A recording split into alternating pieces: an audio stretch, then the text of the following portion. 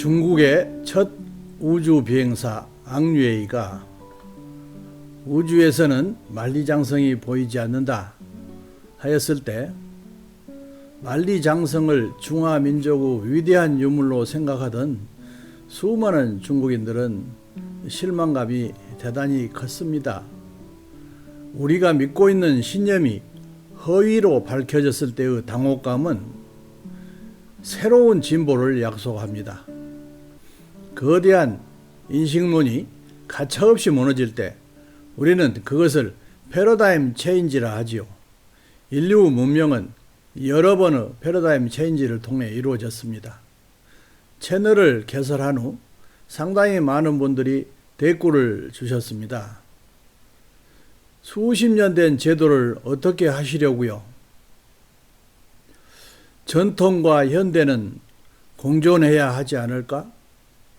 아마 국민의 98%는 그렇게 생각하고 계실 겁니다.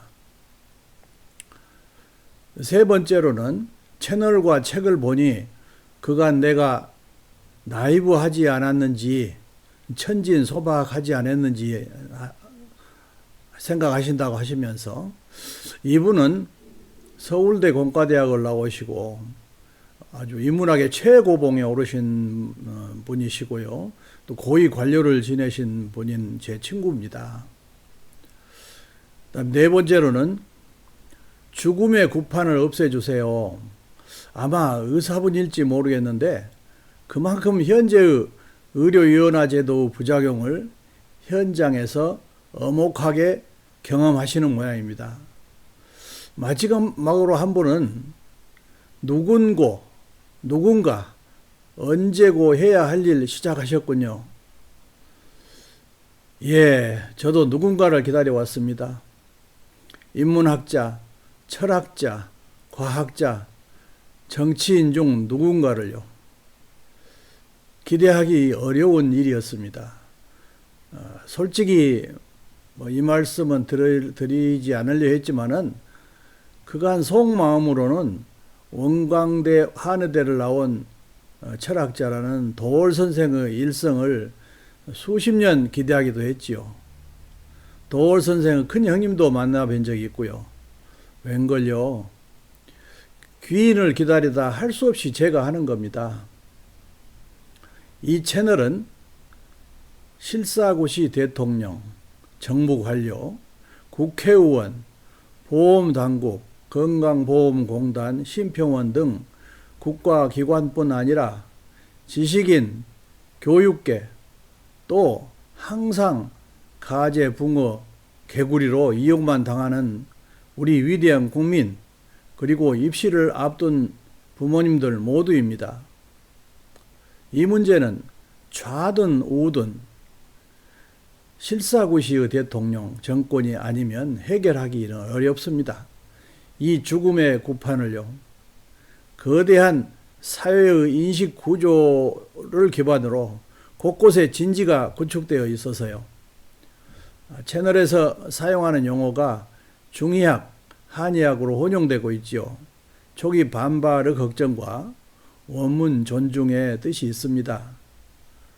구멍난 낡은 돛을 달고 폭풍우 치는 현대 과학의 바다를 항해하려는 낡은 돛담배에 대한 향수보다는 국민의 안전과 선진국을 위해서 튼튼한 엔진을 갖춘 과학이라는 배로 갈아타야 할 때입니다. 마지막까지 보아주세요. 우리가 흔히 TCM이라고 부르는 전통중의학, 역사가 수천 년이죠. 그런데 말이죠. 이 오랜 전통이 과연 현대 과학의 날카로운 검증을 통과할 수 있을까요? 오늘 이 자료를 바탕으로 이 문화적 유산과 과학적 기준이 어떻게 충돌하는지 한번 깊숙이 들여다보겠습니다. 자, 이 질문이 오늘 우리가 나눌 이야기의 핵심입니다. 오래된 전통이 항상 좋은 의학일까? 오랜 전통이라는 말의 무게가 과연 현대의학의 과학적 검증보다 무거울 수 있을까요? 바로 이 질문에 대한 답을 찾아가는 여정이라고 보시면 됩니다. 오늘 분석은 크게 5단계로 한번 살펴볼게요. 먼저 전통에 대한 도전에서 시작해서 의학이란 무엇인지 재구성해 보고요. 그 다음엔 아주 결정적인 정치적 전환점을 짚어보고 과학과 과학화의 차이를 분석한 뒤에 마지막으로 데이터로 본 중의학의 미래까지 쭉 훑어보겠습니다. 자, 첫 번째 장, 전통에 대한 도전입니다. 여기서 자료가 아주 흥미로운 역설 하나를 딱 짚어내는데요. 뭐냐면 사람들이 중의학을 엄청나게 지지하는 것과 막상 아플 때 실제로 중의학을 찾는 비율 사이에 엄청난 차이가 있다는 거예요. 2006년 설문조사 결과를 한번 보세요. 와, 87% 정말 압도적이죠? 대부분이 중의학을 지지한다고 답했어요.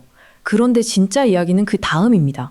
그럼 아프면 중의사부터 찾아가실 건가요? 라고 물었더니 그 지지자들 중에서도 고작 15%만 그렇다고 답했다는 거죠. 이건 뭘까요? 문화적으로는 지지하지만 내 몸을 맡기는 의료적 신뢰는 또 다른 문제라는 걸 아주 명확하게 보여주는 대목입니다. 그럼 이제 이 자료의 저자가 중의학을 분석하기 위해 어떤 틀, 어떤 프레임워크를 사용하는지 한번 살펴볼게요. 의학을 몇 단계로 나눠서 그 발전 과정을 설명하는데 이게 전체 내용을 이해하는데 아주 중요합니다. 저자는 의학의 발전을 이렇게 4단계로 봐요. 처음엔 그냥 본능적으로 약초를 찾던 본능의학에서 시작해서 주문이나 의식 같은 걸로 병을 고치려던 주술의학으로 넘어가죠. 그 다음엔 음양오행이나 사체액설처럼 좀 더 그럴듯한 이론을 갖춘 철학의학이 등장하고요. 그리고 마침내 증거와 검증을 기반으로 하는 지금의 과학의학으로 발전했다는 겁니다. 자, 그렇다면 중의학은 이 4단계 중에 어디에 속할까요? 저자는 중의학을 본능적인 요소와 주술적인 요소가 섞여 있는 과학이라기보다는 일종의 세속적 신비주의에 가까운 형태로 봅니다. 즉, 과학 이전 단계의 의학이라는 거죠. 이게 바로 저자가 중의학을 보는 근본적인 시각입니다. 이 표를 보시면 그 차이가 한눈에 들어오죠. 왼쪽은 음양, 오행, 기 같은 추상적이고 철학적인 개념에 기반하고요. 오른쪽은 해부학, 생리학, 눈에 보이는 세균이나 바이러스 같은 걸 다루죠.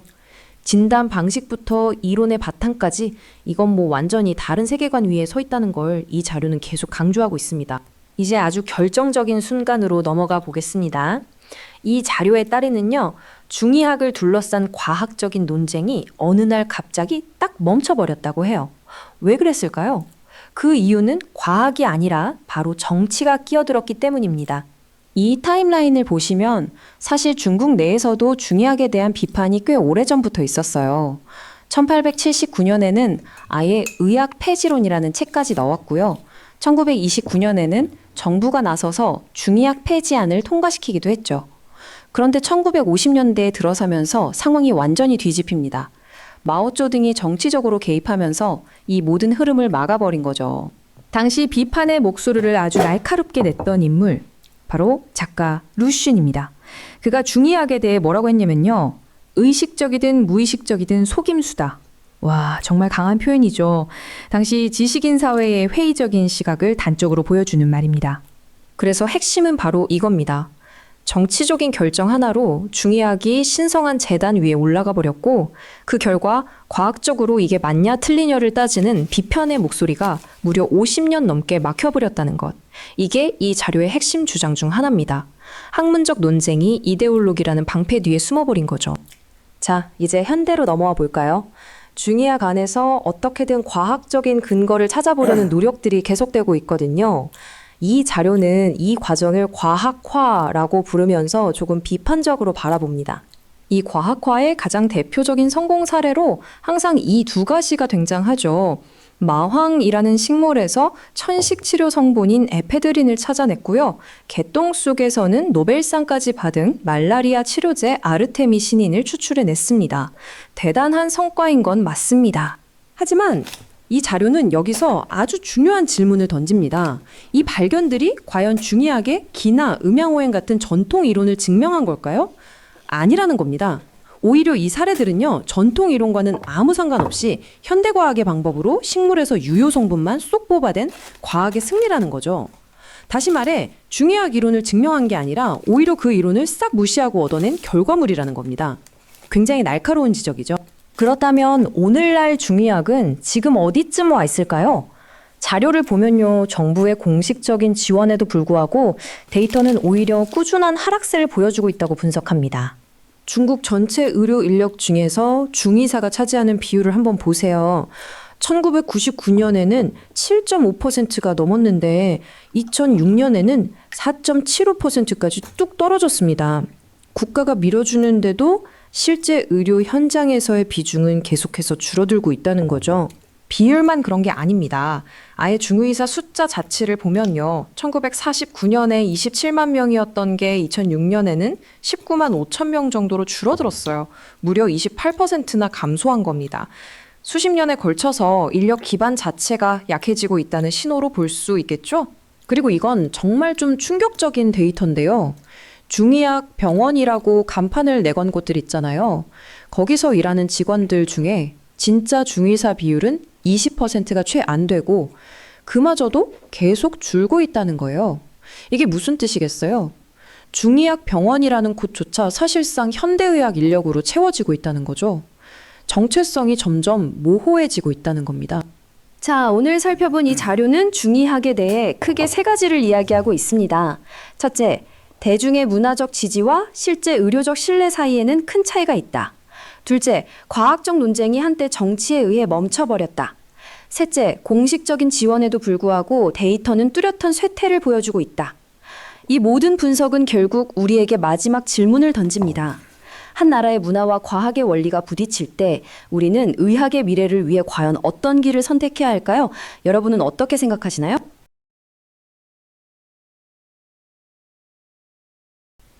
이제 중국 여행 가셔서 뭐뭐뭐 한약방, 무슨 한방대학병원 등등 가셔서 무엇인지도 모를 한약 비싸게 사드시지 않으시겠죠? 오늘은 들어가기입니다. 약한 강도로 총론적인 서론 방송을 정리합니다. 안녕히 계세요.